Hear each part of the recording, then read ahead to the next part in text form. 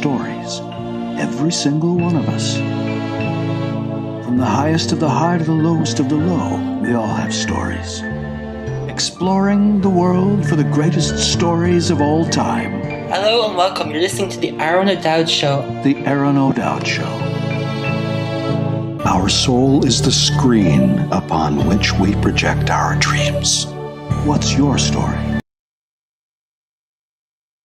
Dun, dun, dun, dun, dun, dun. Good evening, everybody. The Aron O'Dowd Show is here. Today we have an incredible guest. This lady has shown resilience, and wow. Imagine if you're a mom brewing your coffee in the morning and you receive a phone call that changes your world. Our guest today, Victoria Sanchez, has experienced resilience in death through her family, near-death experiences, but she's risen again, and she's here to share and tell us why, what, where, when, and what makes her uniquely special in the world. Hello, welcome to the show, Victoria. How are you doing? Hi, Aron. Thank you so much. I'm doing well. I'm doing well today. Excellent. Your son, Cody, tell us about him. Oh, Cody. He was the most incredible person I've ever known in my life. He was one of the top shooters in air rifle and .22 on the planet. He was on an Olympic path. He wanted to win the Olympics in his sport, and he had 5 national titles just as a junior. He was pretty hard to beat. He was you could put that bullet in the same hole over and over and over again. He was skilled. He was full of life and love. He was always there to lend a hand to his teammates, and he loved traveling and meeting all the new people, and he never met somebody that he was in competition with to beat or not be friends with after. Everywhere he went, he met friends. He was a force to be reckoned with on the range, but when he got off, he was your best friend. He'd help you pack up your guns and give you all kinds of tips and pointers, and it was amazing. And,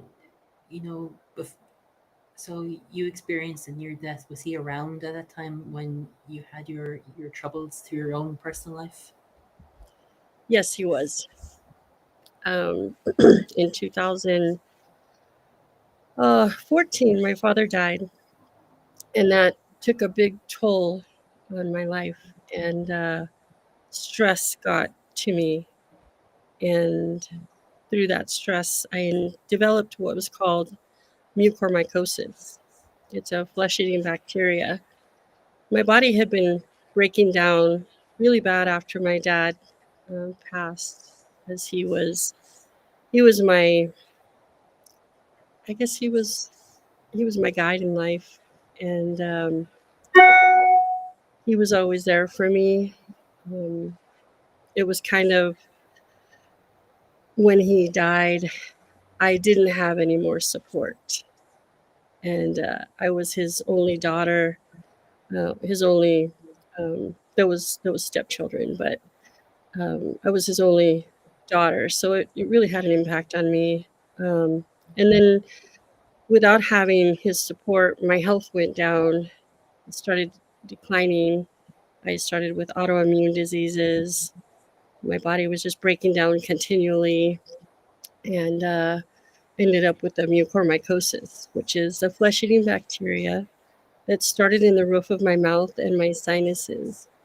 And that happened in 2016 is when a hole developed in the palatal plate of my palate in my mouth.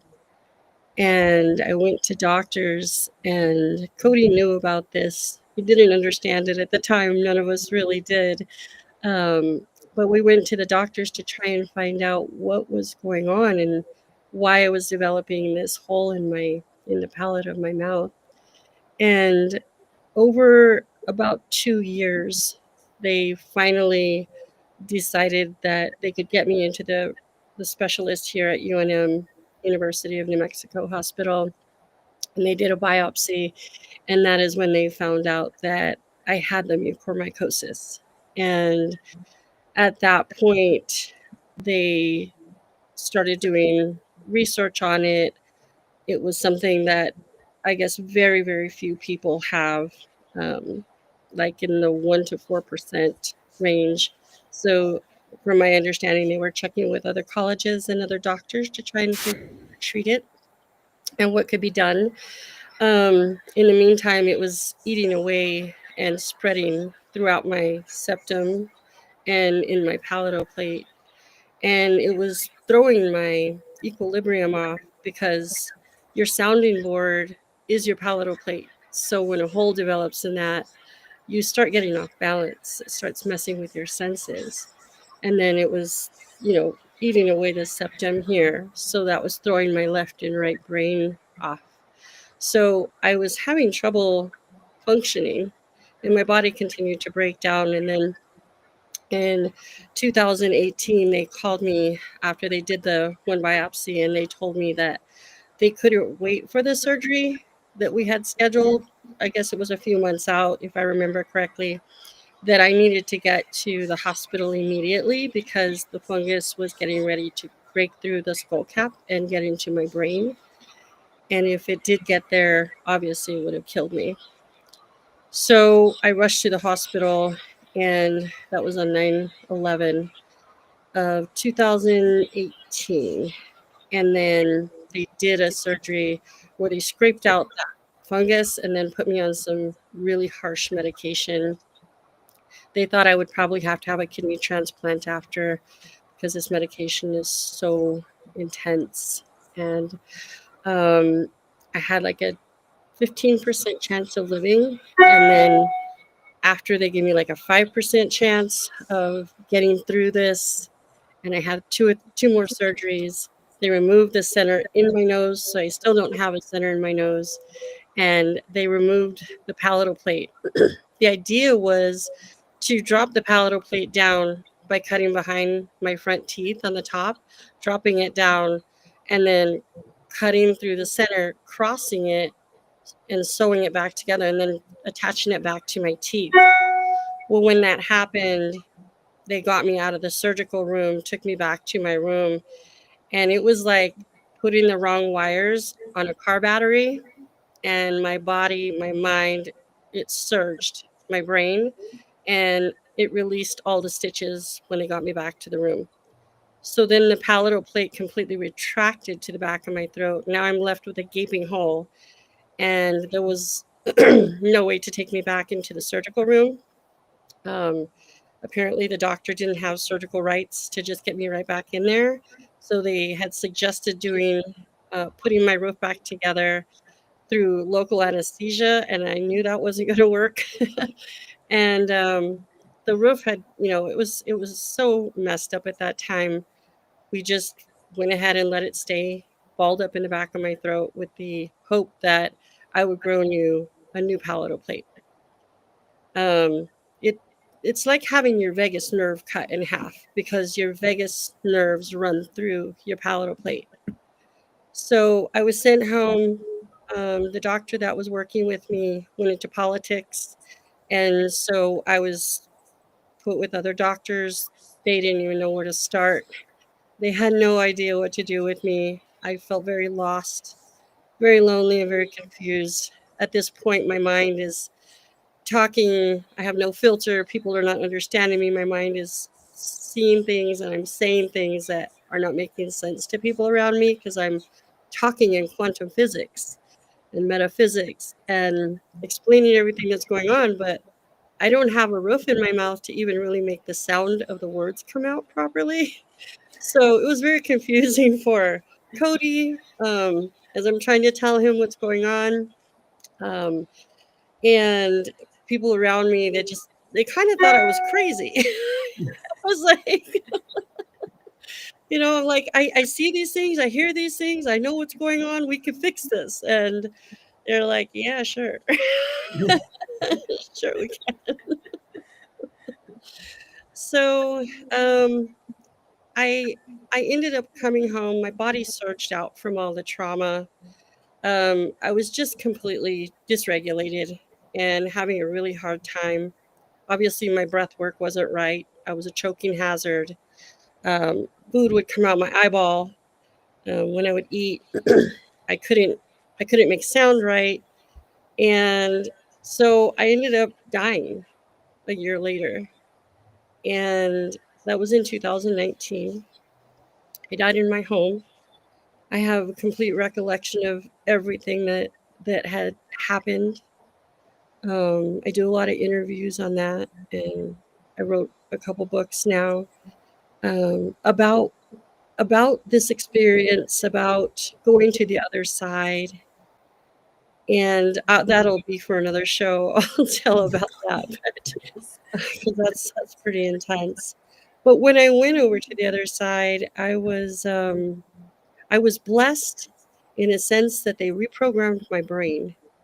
I came back with the ability to speak very clearly, but at very, very highly intelligent levels, um, way above my normal crowd of people, way above what they could understand.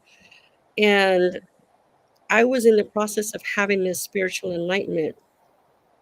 One thing they told me on the other side was that I was to come back here and create a place of peace and harmony and love. And my frequency, I was very in tune with frequency because your palatal plate is sounding board, it's frequency, right? And so is your ears. Mm. So it was very in tune with that. And I was told that I had to create this frequency and stay in this love frequency because my son was going to be shot and killed in 1 year. I had a full year to the day knowing my son was going to be shot and killed So before, so you knew before. about your son was going to be shot. Yeah. How did that feel to know that?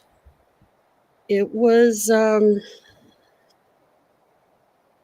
I think the hardest thing was telling that message to people around me and having them listen to me. I was crying out, and saying, if this doesn't change, Cody's going to die. And instead of having support and listening to me, I was put in a category of I've lost my mind. You're crazy. And that in fact is not true because I work with lots of neuroscientists and lots of doctors all the time. And and that isn't true. I now have been involved with a lot of people that have had a near death experience. I call it a death experience. and and they do see things and they come back with like knowing.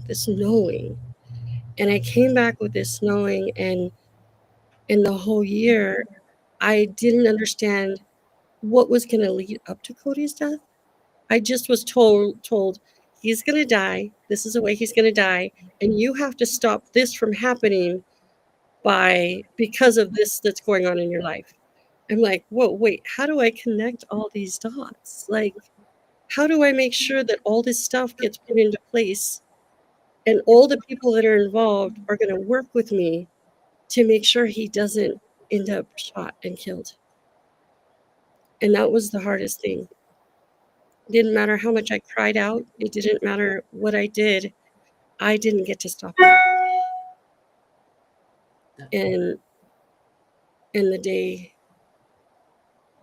that he was shot and killed and the police came to my door that day, it was like I had another out of body experience. It was like reliving what I was told was going to happen in my death experience all over. But now it was like I was the observer and I had no access to him anymore. It was like there was a wall between us. And that day changed my life forever. Having the police come to my door and tell me that in fact my son was shot and killed changed my life forever. and There's no more hugs. There's no more talks. There's no more travels because his physical body is gone. It's gone.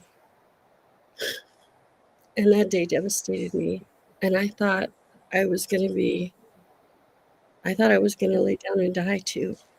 I didn't know how I was going to get through that. I couldn't believe it. Go ahead. Yeah, I couldn't believe it. I argued with the cops. They came and it was about 1:30 in the morning, and I knew something happened the night before. I could feel something happening. And he died on my anniversary and also the day that I came back to life. And the day my grandmother died was on my wedding day.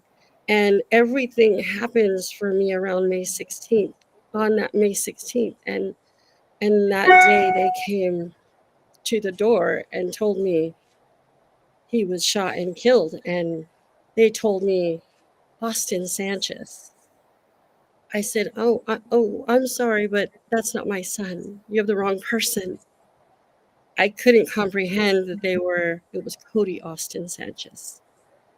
I must have argued with the police for 15 to 30 minutes at the front door. They were going back and forth. I was like, no, you have the wrong person. I was just sitting on the cold concrete steps of my front door. And in my heart of hearts, I knew,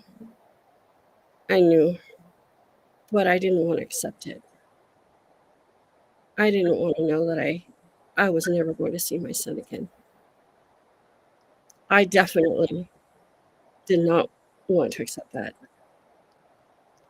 And that day, I had to be the one to call everyone in my family. They weren't answering. I was texting them a million times, 911, 911, 911. There was some people I was reaching out to for 7 hours, not answering their phone, not answering their text. I was so alone and so devastated. And I couldn't believe that he was gone.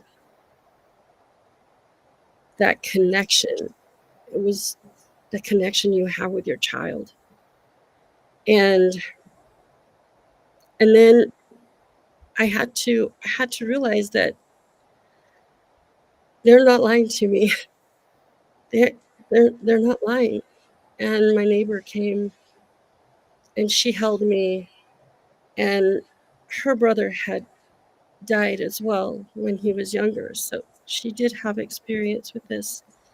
I was just begging her because even in my heart of hearts and my soul of soul, knowing that they are not lying to me, I wanted to go find my son. We're in the middle of COVID. They had just shut everything down. And I begged her. I was like, please take me to find him. She goes, where do I take you? I says, I don't know. We have to go. I'll know where to go. We were trying to get the police to tell us where the coroner was, where, how we could get there. We were told we weren't allowed there. It was the middle of COVID. I said, he's my son. He can't lay in this cold morgue by himself. Like, I need to find my son. And they said, no, ma'am, you cannot. And I still had my neighbor just drive me. I'm like, please take me there. I'll talk my way in. I will explain that I need to see my son. Please take me. And so she did. She drove me and she drove me and she drove me, and I never got to see him. There was no allowing me in. He was shot in the back of the head. There was no messing with tampering with evidence. I was not going to see my son for 12 days. And that's the way it was. And in that 12 days, my life was just so confused. I was so broken. You're told that your child's dead, but you don't have proof of it. And in that time, I feel for all parents that have to go through that time period of not seeing, not having confirmation that their child is really truly gone. As I know, as hard as it was, the day that I did get to see him to make a decision whether we were going to try to have him in a coffin for the funeral or we were going to be cremating him, I did get to see him one last time. Not something that I wanted to see. And we had to make a decision that nobody else was going to view him like that. And we made a decision to cremate him. And so we did. And we had celebrations of life for him. There was a lot of crying because he was a special kid. He was just special. But there was parades and a lot of life celebration and coming together and honoring him. Even though it was COVID, people drove by our house and had parades and lit off fireworks and had droves of balloons. Just there was a lot of community that came together and helped that transition. And for the first time, I felt like I had a little bit of support. I had someone, I had a community that was going to be there for me. And I think that has helped me so much because I've been on this journey alone, and death does a lot of things, and it has caused my marriage to end and my family to divide.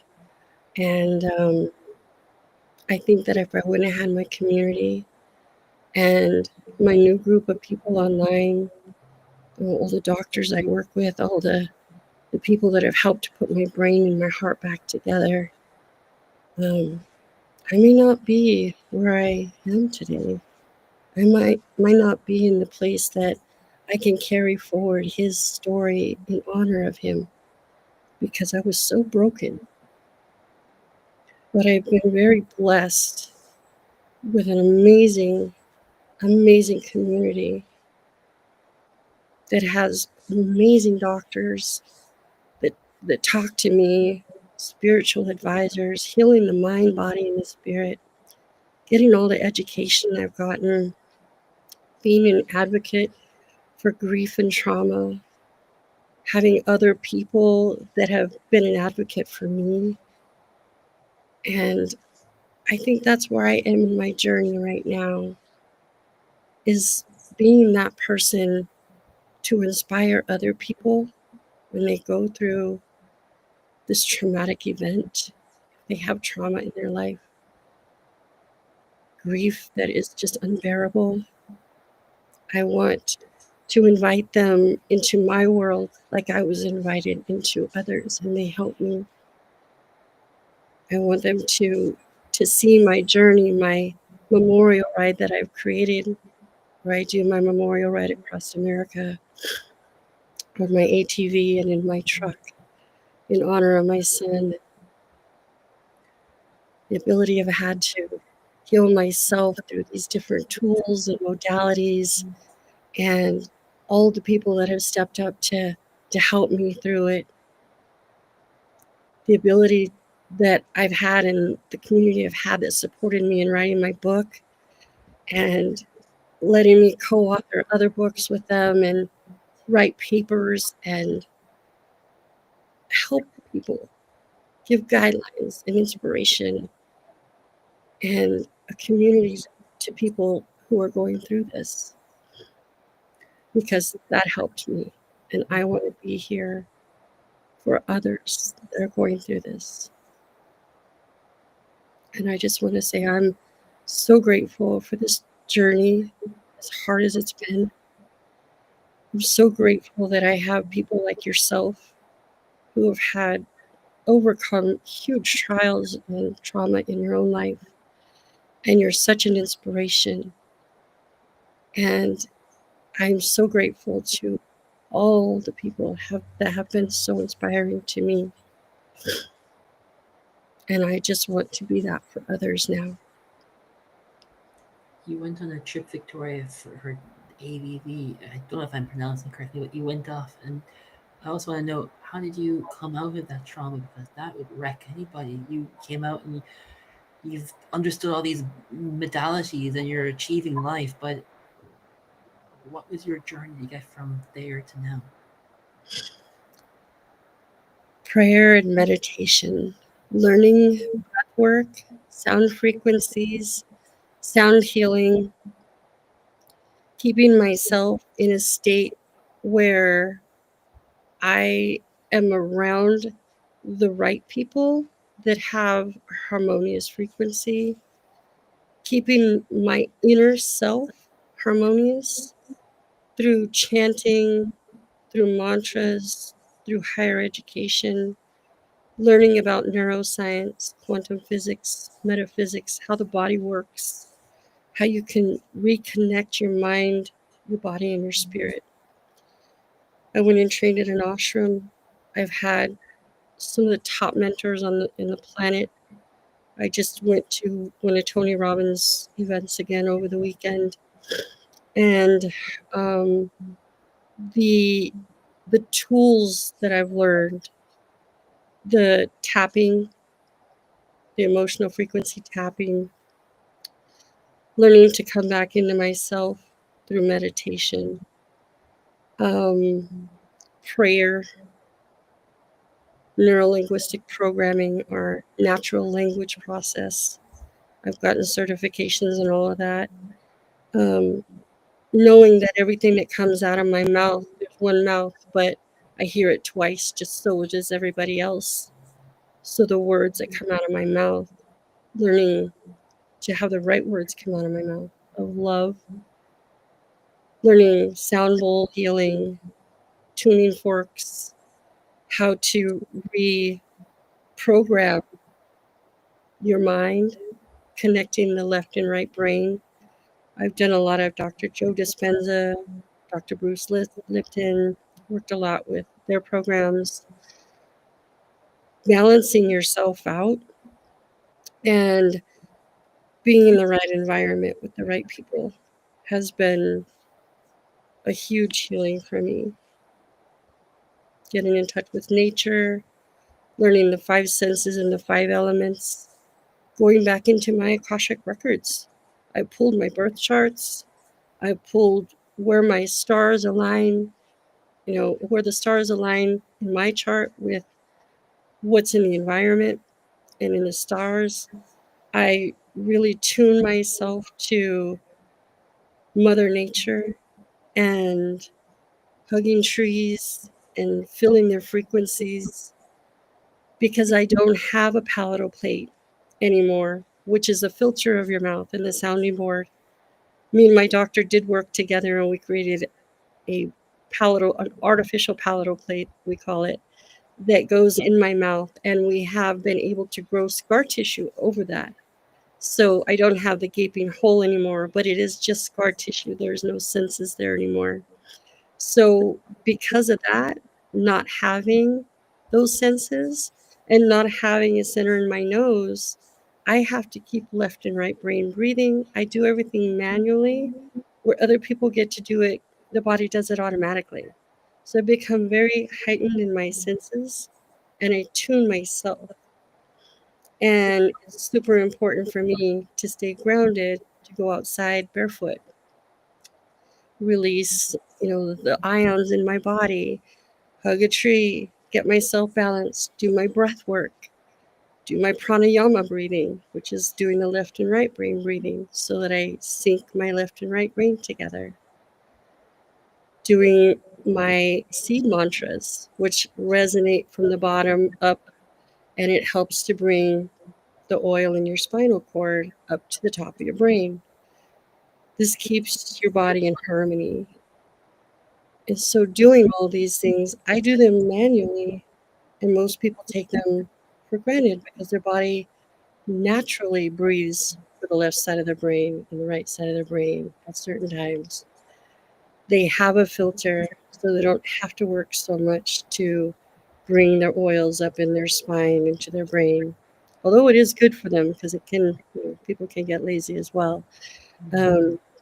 So breath work and meditation, prayer, mantras, keeping myself with highly educated people, and the neuroscience of it just really keeps me balanced. Excellent. As a mother who now knows all this information and experiences, do you wish that you could come back and changed, or do you think that this was Cody's time and you had to experience something that to grow and develop as you and part of your foundation, your journey? Yeah, that's a great question.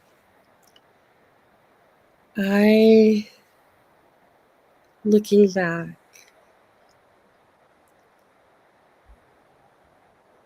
I would want my son to be here only if he was supposed to be here. And I go into deep transcendental meditation. And what I have seen is Cody lived a very full life, and he lived the life he was supposed to live while he was here. But he wasn't supposed to, his future, it wasn't supposed to happen on this side. And he is where he is supposed to be. And so, what I would change is my ability to know differently, know what manipulation is, what narcissism is, what scapegoating is. I wish I would have known that because I would have seen things differently and maybe been able to guide myself in a different direction. And him and I would have been in a different place at a different time. Wow. What is the legacy you want to live for you and your family and everything that's gone to this moment? What was that? What is the legacy you want to leave in everything you've done and in the presence and remembrance of Cody as well? What is the legacy? Yes. My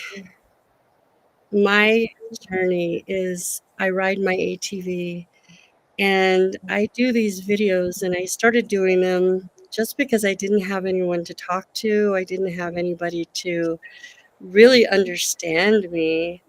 And so I started doing these videos, and I would go ride my ATV and just take pictures because I was so disassociated with myself.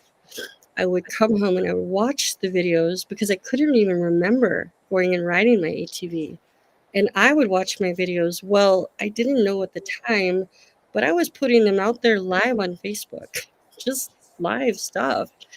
And it was just something inside of me that I had a camera and I knew how to use Facebook a little bit, and I would put them out there, and I come home and I would watch myself ride, and I always played songs to my ride, and I would, write a caption up there or something, and I would watch these videos over and over and over because when I was home and I wasn't on my ATV, I could lose myself on that journey. And I always have his picture on my windshield of my ATV. And it was like he was just taking over the ATV and I was just sitting there filming. And then when I came home, I got to watch the video and I was like, oh, I did go riding. He took us for a ride. And it was out there on Facebook, and then pretty soon all these people started saying, "Oh my gosh, you inspire us so much, and how are you doing this?" And I'm like, "I don't know. I don't know. I don't know." And I started getting a lot of people reaching out and just saying that they wanted to do something like that for their kid. I would come home and I would journal and journal and journal about my experiences because I couldn't remember things. My mind was just completely disassociated with my body. And so I would write and write and write. And then I was like, I always wanted to write a book. I want to write a book. And I knew that the court case, I had filed lawsuits for Cody's justice. The first one was civil, the second one was supposed to be criminal.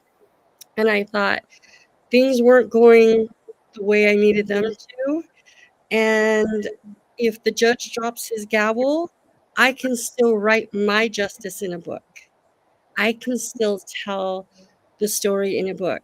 So I started doing that. I haven't published that big book yet, but I was able to write a book on different modalities to heal and the way I got through things. And that's really helpful to other moms. I want them to be able to do what I've done and take the steps necessary so that then they can leave a legacy for their kids. And my biggest legacy that I'm going to leave for him is he won so many national titles and he has so many medals here. I started a tour across America where I was going, and I got his memorial box put in to the Washington Monument, the Gun Violence Act Memorial, and it goes around the United States. And I said, how beautiful that my friends in every state can go and they can go visit my son's memorial, and he never has to be forgotten. And I said, another thing I want to do is go take all of his medals and put them in every place that he ever won. I want to go back there on that journey that him and I took and take those medals and induct them into their Hall of Fame trophy cases there. And I said, this is a journey that's going to take quite a while, because it took us a couple of years to make that trek. So that's what I want to do next. I don't want all of his medals just to be sitting here. Nobody can enjoy them. Well, I can, but that's it. And I want everybody, because he touched so many lives, and I want everybody to be able to see them. So that's one of my missions. And then also, I want his ashes, and I'm going to put his ashes in little crystals. And everywhere that I leave his medals, I also want to leave his crystal ashes, changing the frequencies there. Wow, that's so lovely. Thank you. Is there any advice or wisdom you like to give to others that may have experienced what you've gone through or about to experience what you're going through in some way? Yeah, I'm working with a few moms who they've lost their children, car accidents to suicide, gun violence, and stuff like that. And some of them are just stepping into their first year. Some of them are 3 and 4 years out, and they're still a little lost, and they want to do something for their kids, but they don't know what to do. So what I like to do is first listen to them, because all moms, anyone that loses their child, they need someone to hear them, not give their opinion, not tell them what they think they should do, just sit and listen. So I am in that place now where I'm able to sit and listen to other moms so they can get it out. And then after that, when they're ready, help them start writing things down, getting pictures out, creating vision boards, getting them the small steps that they need so that they can write their book, use that for their legacy. And then I have avenues when they're ready. There's certain moms that are ready that I'm bringing them into where they can be publishing. They're maybe already authors, and they can publish in magazines, be on the cover of magazines, be involved in TV and radio and other avenues like that. So it brands them in the end, and they can use that for the legacy for their children. They can create foundations and then give back to other moms, give back to others, and keep this cycle going, because I didn't realize how big this club that nobody wants to be in is. But there's a lot of people out there that are really hurting, really hurting. There's one group that I'm in that is over 8,000 women now. 8,000 women online, and that's just one of the groups that I'm in. So I really want to, they can go to ridewithvictoria.com. I have some free gifts in there. I have written blogs. I've done quite a few podcasts. You can see the transitions that I've made. If you watch my podcast, some of them I'm, just learning about it, and I'm, out of sync with things, and I'm kind of scattered. And I love that because you can see my development along the way. And it's okay for other moms to do that and not be afraid that, hey, I might not look okay on camera, or I'm not ready to talk. Sometimes you just have to get your story out because there is no one to talk to except for a camera. And that's okay. And then you can play it back later and you can check yourself a little bit and say, oh, okay, I understand that about the story and my mindset at the time. It's okay. Wherever you are in your journey, it's okay. And you have a safe space with me, like people provided a safe space for me. If you want to get into a workshop, you want to start reading about some of my things, follow me on Facebook, or any of my platforms, and you're ready to heal or whatever part of your journey you're in, I want to be there to advocate for you and provide that safe space and connect you with people that have helped me. I don't have to coach everybody to their success, but if I can connect you with someone who helped me, then I've done I've given you my gift, and I want to do that for people. I want to create that space for them. Excellent. Victoria, does Cody talk to you on a daily basis, give you nuggets, wisdom, and said, "Mom, what are you doing? Don't do that." Um, he not vocally so much, but he's in me. Like he's in my DNA, and I'll go to do something, and he was very stoic. And it's like I've integrated him into my DNA, and so I'll go to do something and my DNA will literally stop me, and it'll be like it's him. He's like, nope, we're not doing that. We're gonna be conscious minded about this. If I have a thought or something, I'll have it like the Tony Robbins says, get that thought out after 90 seconds, process it, we get it out in 90 seconds. And Cody used to listen to Tony as well. So I know that sometimes I'll get a thought process going and it's like maybe not the nicest or maybe not the healthiest. And it's like he's like, no, Mom, I got this, you got this, we got this. Because that's what we used to always say. I was his shooting coach and his homeschool teacher. And and so we always used to say that when he was going to shoot. He'd be a little nervous. I'd be, nobody, you got this, I got this, we got this. We're a team. And so I hear him telling me that. And then he used to do these impressions of Arnold Schwarzenegger and these comedians and stuff. Kevin Hart, he used to love to do impressions of him. And sometimes, and I don't know who did this, but it was some sort of cartoon. And they would walk around and go, Mom, Mom, Mom, Mom, Mom, Mom. And I hear him do that. So I miss the little guy. He was something special, and he's all over. He's everywhere. I have pictures of him everywhere, and his ashes are here with my dad and my fur baby. She was my service baby, and my mom's ashes, and I have a whole shelf over here, and he's always here. I'm never afraid. I've never been afraid. Like I used to be afraid of ghosts and this and that. No, not me anymore. It's like spirits talk to me. Talk to me.